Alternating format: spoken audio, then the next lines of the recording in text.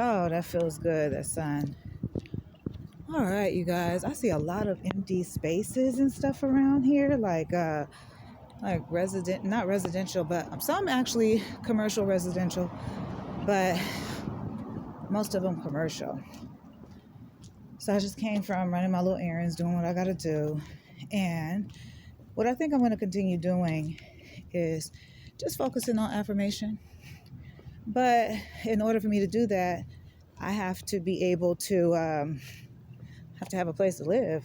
So once again, I have to focus on one thing at a time. And, you know, it's kind of fucked up, because I'm like, damn, if I focus on this thing, which is, my basic needs, then it's like, you got to focus primarily on that. And you're like, damn, I got to put my dreams on the back burner. Because it's like, I got to, I don't like juggling anymore. I used to juggle a lot, but I don't do that anymore because it distracts you and it dilutes the quality of your dedication to whatever it is you're working on. I knew I was going in the right direction. I realized people won't help you with directions when you're a societal reject. I said, that's right. I forgot all about that. Well, the good thing about being that and understanding that is a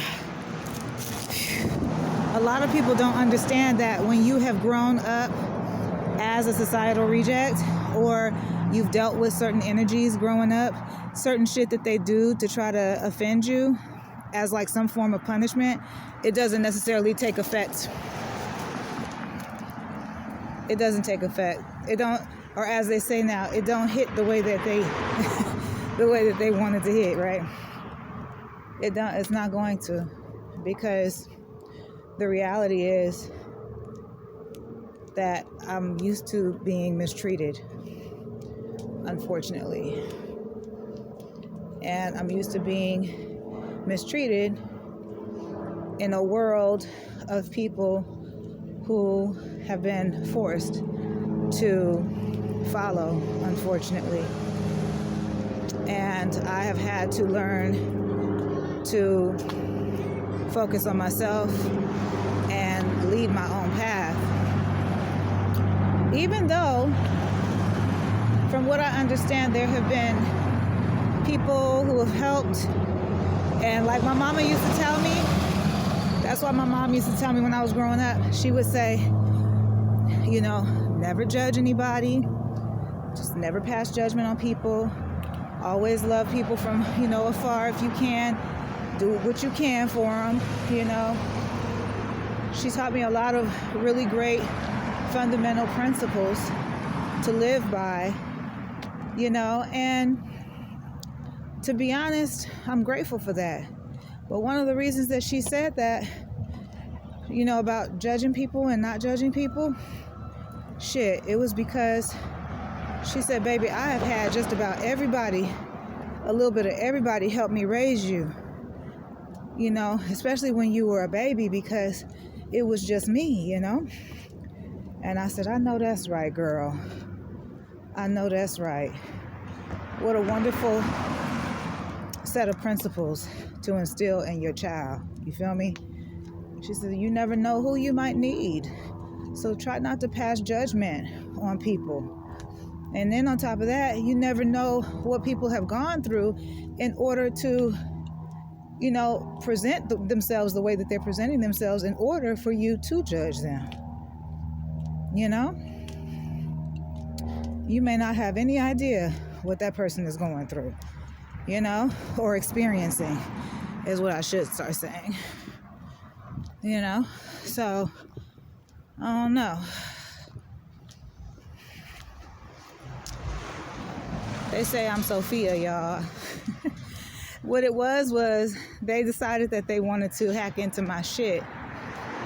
And I was writing a book called Uncloaking Authenticity. And it was a mini book that also had a little audio series that went with it as well. And it was about experiencing the different types of abuse and how I felt that how we show up in the world as women, how people who are abused in general, not just women, but I focus mainly on women because I'm a woman and I can relate, you know? So it talks about certain movies, one of which being The Color Purple, the original one. I never got a chance to see the new one. And I use the example of Celie, who I can also relate to, and her sister circle. Sometimes we think we're doing it alone, but we're not doing it alone.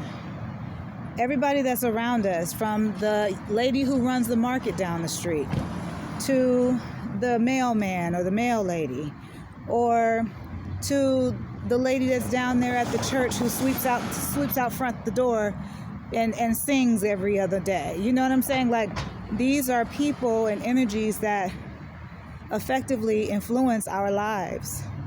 And in turn, they end up influencing how we approach life, right?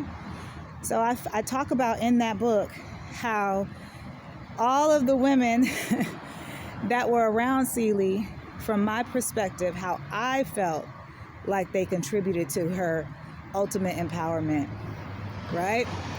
And so I said to myself, not only can I relate to Celie, but I can also relate to Miss Sophia. No, Miss Sophia, don't do it.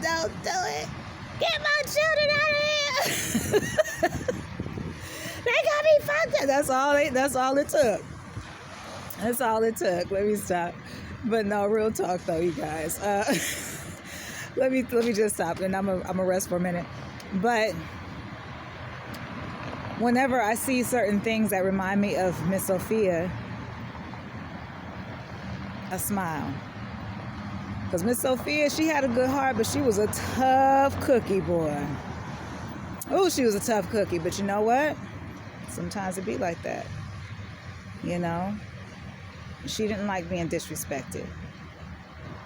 And that I can truly relate to. I'll see you guys on the next one, okay?